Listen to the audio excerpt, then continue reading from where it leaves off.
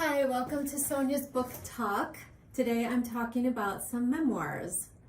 So I'm going to start with Crying in Mart by Michelle Zauner. I listened to this. This came out in 2021 and it was very buzzy, a big hit. A lot of people were talking about it. I hesitated at first because it deals with her mom who has cancer. Her mom is diagnosed with cancer when Michelle is in her 20s. But then when I finally picked it up, I was in the right mood for it, and it was really, really good, really beautiful. It's really a tribute to her mom, really.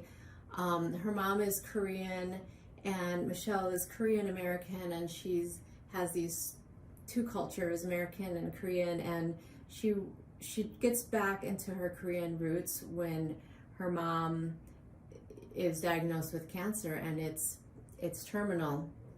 And I really started to love this when Michelle and her boyfriend decide, let's get married, let's not wait any longer, let's get married so my mom can be there. So this was really, really, really touching. It will make you cry. She talks a lot about Korean food, which I'm not big on that, but if you love that kind of stuff, that's in here for you too. I recommend it. It's really good. I recommend the audio is read by the author, and she's good. She has a performing background, so I recommend it. It's great. All right, the next one I'm going to talk about is Stay True by Hua Hsu. Now, this one focuses on his college years. In the 90s, in the late 90s, he went to Berkeley, and there he met a friend named Ken, but at first, Ken was not his friend. Ken was this frat boy that Hua wrote off, and they actually developed a friendship, and tragically, this isn't a spoiler because it tells you in the description, Ken gets killed in a tragic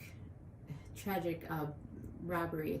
And so this is really like a tribute to that friendship and his friend, and it's really well written. Hua Hsu is a professor now, so he's very intellectual, but he's very observant and smart, and that comes through. So I think if you are college educated, especially if you went to college in the 90s, you would really appreciate this. It's just very well written. The way he describes Ken's world and his world, and how you never think that they would become friends. It's really, really good. So I recommend it. So at the same month that came out, in September of 22, Solito came out by Javier Zamora. So this is about when he's 9 years old, he crossed the border into America with a coyote and a group of strangers. His parents came over to America a few years before, and so he was living with his grandparents in El Salvador. And then when he's 9, they say, okay, come join us. We've paid this coyote. I just can't imagine sending a 9-year-old, like my 9-year-old, on such a dangerous journey. Like, I can't imagine.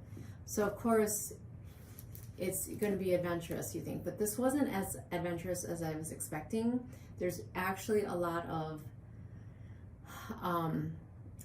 waiting around. They hide out, they have to wait and make sure they're not being followed, they're not being tracked, the police.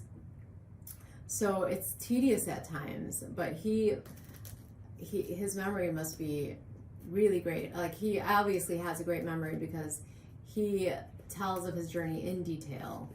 And so if that sparks your interest, you would like this. But like I said, it wasn't as adventurous as I thought. It was very realistic though. You can see what it's like.